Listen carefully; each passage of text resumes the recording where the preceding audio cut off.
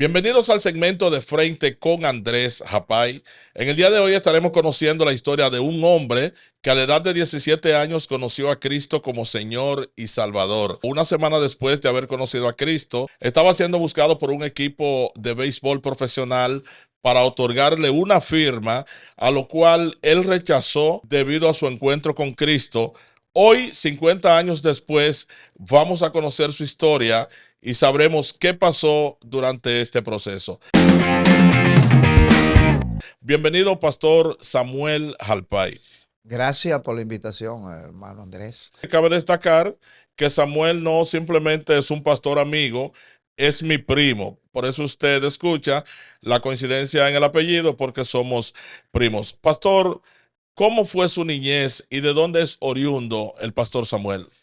Bueno, mi niñez fue una niñez como todo niño, con aspiraciones de llegar a ser profesional en diferentes áreas, pero fue una niñez con mucha escasez, sumamente. Mucha escasez. Y cuando usted habla de escasez, ¿en qué consistía? ¿Le faltaba la comida? ¿Le faltaba el vestido? ¿Le faltaba lugar donde dormir? Todas esas cosas estaban incluidas dentro de esa escasez. Bueno, en todo sentido de la palabra, o sea, yo recuerdo que en casa se comía a las 3 de la tarde, o sea, no teníamos el privilegio de comer a las 12, sino la vieja estratégicamente, pues la comida era a las 2, a las 3 para que entonces el horario del día fuera menos duradero. Ya en la tarde, a las 6, 6:30 de la tarde, nos íbamos a los campos de caña, un grupito de muchachos, y allí entonces esa era la cena, comer caña. Es decir, que comían caña para sustituir la cena porque no la había en la casa. Totalmente cierto. Entonces, esa es la razón por la cual a usted le gusta tanto la caña, que cuando andamos por ahí en el vehículo, siempre usted quiere que nos detengamos a comer caña. Bueno, realmente es una de ellas porque, como usted sabrá, nuestra situación ha cambiado. Hoy en día, lo que hacíamos por necesidad o comíamos por necesidad, hoy en día es un hobby, pero eso también me hace tener los pies sobre la tierra, saber cómo fue mi niñez y no querer, no sublevarme o quererme la última Coca-Cola del desierto por las bendiciones que Dios nos ha dado. ¿Cuántos hermanos eran ustedes? Nosotros éramos 12 y yo era el mayor. Imagínense, yo tenía que cumplir con la forma de poder sustituirlo, ayudar al viejo en todas las labores. Los estudios me eran limitados porque en la mañana primero tenía que irme a laborar y después a la escuela. Y como hermano mayor, entonces le tocó trabajar para ayudar a sostener a sus hermanos más pequeños. Precisamente recuerdo que cuando llegué al cuarto curso, que tenía que trasladarme a otro lugar, pues el viejo no quería que lo hiciera y le decía a mi mamá que no me guardara comida, sí, porque yo me iba primero en la mañana, a las 5 de la mañana a trabajar, a ayudarlo, y luego a las 8 de la mañana pues me le escapaba y me iba a la escuela. Y el viejo, en su ignorancia, en su capacidad, pues le decía a mi mamá que no me guardara comida, y yo cuando llegaba tenía que irme a comer donde, o mi mamá me guardaba la comida, mejor dicho, y sin que él se diera cuenta y me la llevaba a otro lugar donde yo pudiera comer. ¿Sí? ¿Qué recuerda usted de ese momento de esos 17 años donde usted recibe a Cristo como Señor y Salvador? Bueno, recuerdo que estaba para ese entonces terminando el bachillerato, o en tercer año del bachillerato. Ya se promulgaba con los amigos y las muchachas del barrio que me querían firmar. Ya usted sabe, yo andaba con los pies inclinados.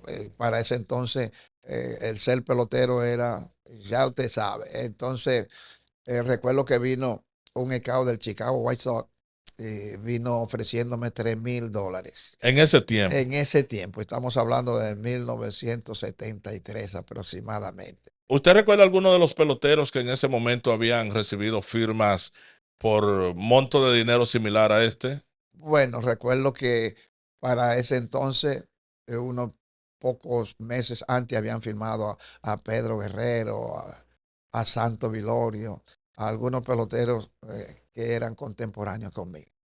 ¿Y por qué usted entonces no aceptó esa oferta, una firma de $3,000 en los años 70, tomando en cuenta de dónde viene usted, de una vida de escasez, de pocas oportunidades. Yo creo que esa era su gran oportunidad. ¿Por qué no la aceptó? Fíjate, hermano Andrés, para ese entonces, la mayoría de los muchachos que estábamos en el bachillerato, pues la vía de salir de la pobreza era conseguir una firma. Y recuerdo que cuando él vino, el scout del Chicago White Sox, me fueron a buscar a José Joaquín Pérez. Estaba cursando, ¿no?, el bachillerato. Y cuando me fueron a buscar esa mañana, pues él quería verme porque ya le habían hablado de mí. Pero yo tenía una semana de ser cristiano. Entonces, él me dijo que quería verme y yo recuerdo que corrí y para ese entonces la persona que más corría en el país era Miguel Diloné. A Miguel Diloné le dieron alrededor de $5,000 y a mí me estaban ofreciendo $3,000. Yo hacía como 5 7 a 60 yardas. Miguel Diloné hacía como 5 2. El hombre estaba encantadísimo, pero había algo y creo que Dios tuvo que ver en el asunto. Cuando me dijo que me fuera al terreno, yo le dije a él, no, no, si tú quieres, fírmame así. Yo le dije, no, pero quiero verte batear, quiero verte coger. O sea, que a nadie firman así sin ver. Pero yo le dije que no, que si él quería que me firmaran así, porque para ese entonces muchos de los muchachos, pues venían y lo practicaban y al fin y al cabo no lo firmaban. Para ese entonces, recuerdo que al yo no querer, pues trajeron a un muchacho de Consuelo, apellido Robles, que tengo entendido que después que lo firmaron, le dieron los $3,000 que me iban a dar, porque él estaba buscando un segunda base y Robert, este muchacho Robles jugaba en los Phillies, pero lo trajeron y recuerdo como hoy que como Phil tú siempre tiras por derriba del brazo, Ujú. como segunda base la mayoría de las veces tú tiras por los lados. Entonces le decían, pero tira por los lados y él no podía. Pero aún así, él lo firmaron. Tengo entendido que se fue a Nueva York y allá también recibió a Robert, a Cristo como su Salvador después que le dieron release. Creo que en esta historia hay algo como que su pastor en ese entonces tuvo que ver con el hecho de que usted quería firmar porque le gustaba el béisbol y estaba recibiendo una buena oferta, pero acerca de lo que le dijo su pastor. ¿Qué le dijo su pastor cuando usted le dijo que había un equipo que estaba por firmarlo? Yo no firmé no porque no quisiera firmar, o sea, yo quería firmar, pero entonces como cristiano al fin y del primer amor de una semana, ¿sabes que el primer amor es fuerte? Y yo fui donde el pastor, valga, el nombre de él es Luis Payne, que Ujú. todavía está vivo, el pastor ahí en Ingenio Porvenir de la Fe Apostólica. Y cuando le digo al hermano Luis, creyendo que él me va a decir que sí, que firme, él me salió y me dijo, no, no, no, oye, tú eres cristiano o juegas pelota. Así que yo decidí entonces ser cristiano, pero no porque yo quería no firmar. Imagínese usted, entonces tenía a mi mamá arriba, toda la familia arriba, mire este muchacho ahora, porque todo el mundo estaba pensando, "Oh, bueno, este muchacho no va a sacar de la pobreza, nadie sabe hasta dónde él va a llegar, porque mi papá, como usted sabe, el papá suyo jugaba mucha Sí. pelota y bueno, y ese fue realmente el modo como yo rechacé esa oferta de $3,000. Para ese entonces era un almacén de dinero. ¿Qué pasó por su cabeza cuando usted tuvo que elegir entre Cristo y el béisbol, tomando en cuenta lo que le dijo su pastor? O eres pelotero o eres cristiano. Yo entiendo hoy en día que la obediencia, una de las cosas que realmente nosotros los pastores quisiéramos tener en los miembros. Hoy los miembros cristianos en su gran mayoría no son tan obedientes, sino que primeramente miran su porvenir o lo que ellos entienden que les conviene. Pero en este caso yo obedecí al llamado pastoral, o sea, lo que me dijo mi pastor. ¿Ha pensado usted alguna vez que qué habría pasado si en lugar de usted elegir a Cristo, hubiese elegido entonces el béisbol? Bueno, cuando hoy en día soy padre de 3 hijos y cuando yo le hago la historia a los muchachos, a Lonnie, a Gary, a Eric, de lo que sucedió con mi vida, todavía ahora ellos me dicen, papi, pero ¿y qué pasó con usted? Usted no sabe que nosotros a lo mejor no tuviéramos la vida que tenemos, tuviéramos una vida de lujo. Y digo, bueno, pero Dios le plació. realmente yo no le di mucha mente para ese entonces, pero de vez en cuando sí surgen esos reflejos de lo que yo pude haber llegado a hacer o tener en la vida. ¿En qué momento de su vida conoce a la señora Maritza, con la cual usted lleva hoy día 43 años casado? Años después, unos 6 años después, recuerdo que me fui a una campaña a La Romana con el primo de Marixa, llamado Raúl Lavid, y cuando estábamos allá, la campaña antes eran prolongadas. La campaña era de 2 semanas, 15 días. Y estando allá, pues se le terminó la ropa a Raúl. Yo tenía que venir porque yo trabajaba en la oficina y en el Ingenio Porvenir.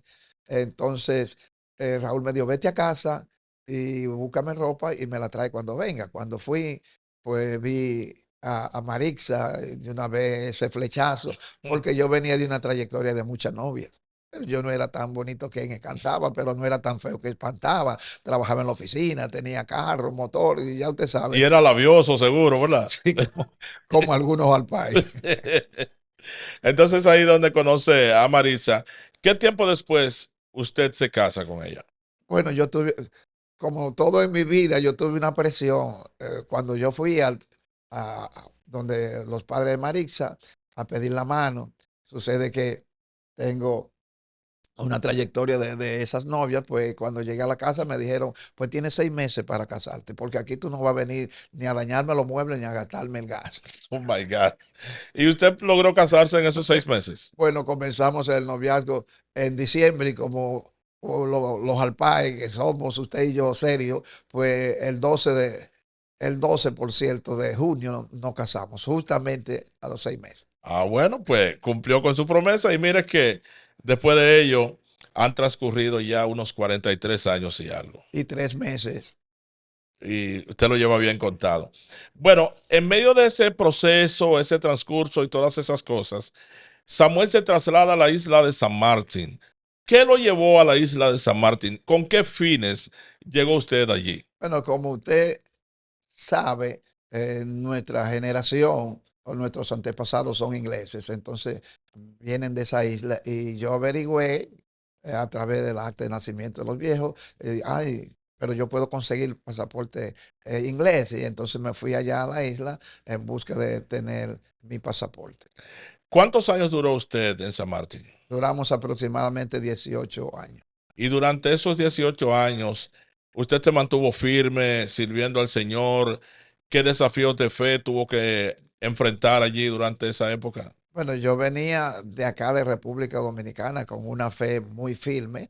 Entonces, cuando llegué allá, se me hizo, recuerdo, se me ungió como primer diácono de la iglesia.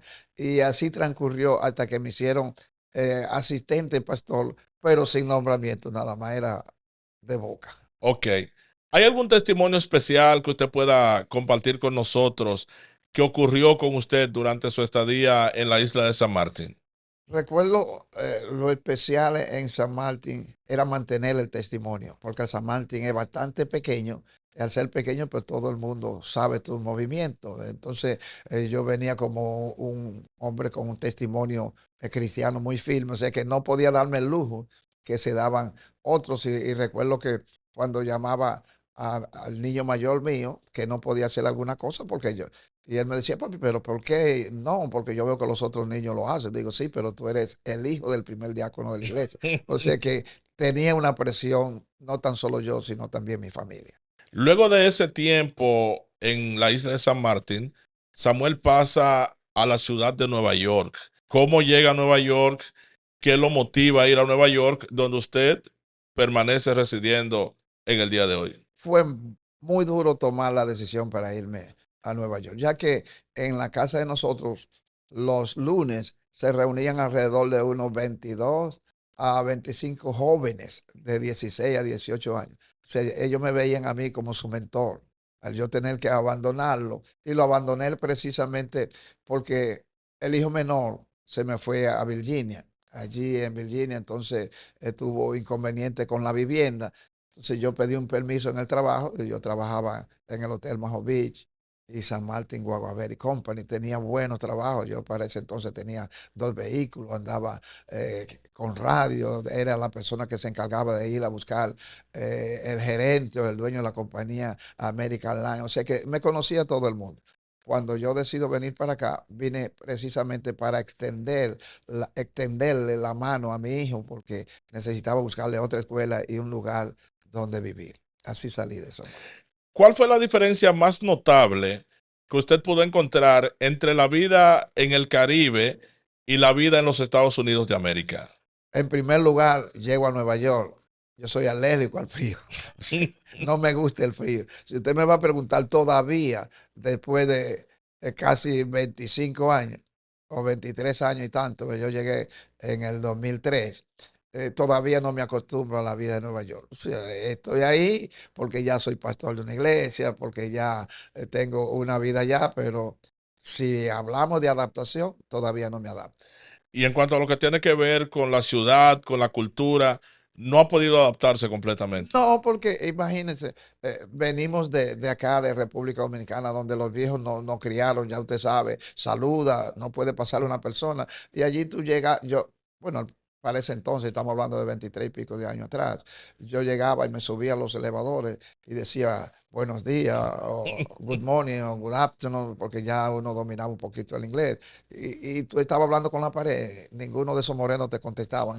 Y era un choque para mí, ya usted sabe. Eso es terrible. Pasamos entonces a lo que tiene que ver con el plano ministerial.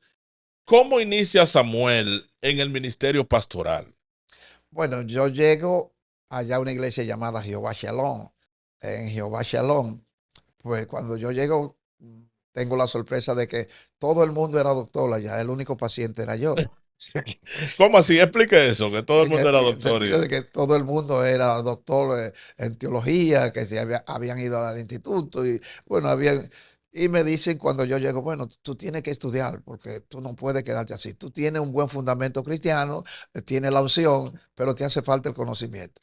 Entonces yo dije, bueno, y me dijeron, recuerdo que un profesor amigo me dijo, tú tienes que cambiar. Yo le dije, bueno, yo cambiaré lo que yo entiendo que no está bien, pero lo que yo traje puro y santo de República Dominicana, yo no voy a cambiar. Entonces, así entro. Parece entonces ya con 48 años a estudiar teología. Imagínense, después de haber dejado las aulas por 20 años, volver otra vez a ser estudiante fue un poco duro. Pero gracias a Dios el Señor nos ayudó. Pero entendemos que luego también usted se convirtió en un profesor de teología en el Instituto Bíblico allá. Sí, siempre, la gloria sea para el Señor. He sido una persona de visión, o sea, que me veo haciendo la cosa antes de. Y en el primer año de teología ya yo me veía enseñando. Me veía como profesor. Recuerdo que un profesor llamado Polanco me dijo, yo nunca perdí cuando estuve estudiando un año de clase. Y yo recibí 7 menciones, o sea, de ser el estudiante más destacado en 7 materias. Y yo recuerdo que tenía eso en la cabeza, pues me operaron, recuerdo, de una bola de grasa en la cabeza. Y yo fui a clase vendado como un árabe, porque yo tenía el reto de no perder un año, de no perder una hora. Y recuerdo que cuando me gradué, 4 años después, eh, tuve 9 menciones, o sea que le pasé a él con 2 menciones. Y recuerdo que él se paró de donde estaban los profesores y vino donde mí a felicitarme por lo que había hecho. Pero también quiero aclarar que como yo me veía dando clases en primer año, sin haber terminado, en el tercer año me llamaron de la institución, de la administración, a dar clases de teología. ¿Cómo fue su llamado al ministerio pastoral y cómo nace la iglesia Casa de Restauración? Bueno, Casa de Restauración nace. Ya yo tenía como 7 años ahí ya con el llamado, pero esperando, no como hoy en día, que a veces se le da una palabra a alguien y ya al otro día pues llama a su pastor que quieren montar una casa. Pues yo tuve 7 años ahí sentado, incluso me habían ya ungido como pastor y yo estuve ahí tranquilito, hasta que ya era obvio, el llamado era muy obvio y llamamos al pastor Santo Pen y le dijimos que teníamos el llamado y él mismo dijo, no, no, yo reconozco que ya ustedes están capacitados y preparados, así que yo lo envío. Y así comienza casa de restauración. Buscamos un lugar, recuerdo que el mismo pastor nos dijo, no vamos, le vamos a pagar la primera renta como iglesia hija. Yo le dije, no, no, no, no, yo quiero pagar esa primera renta de mi bolsillo, quiero pagarlo. Y casa de restauración hoy en día ya va para 12 años, que usted siempre va a nuestros aniversarios, pero así comienza casa de restauración. ¿Con cuántos miembros inició Casa de Restauración? Y eso considerando que, en primer lugar, la iglesia Casa de Restauración no estaba o no inició donde se encuentra ahora mismo, en la dirección que se encuentra actualmente en la 647 East de la 180 Street en el Bronx, Nueva York, sino que inició en otro lugar y luego entonces fue trasladada a la 647. Muy buena pregunta.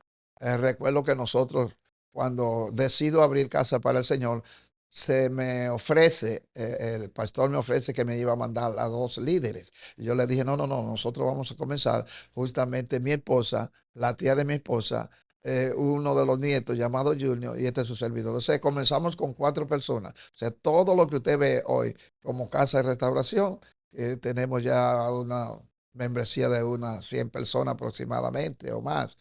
Comenzó con 4 personas hace 12 años. Nosotros comenzamos en el 1138 de la East Tremont. ¿Qué significa para usted ser pastor de la iglesia Casa de Restauración?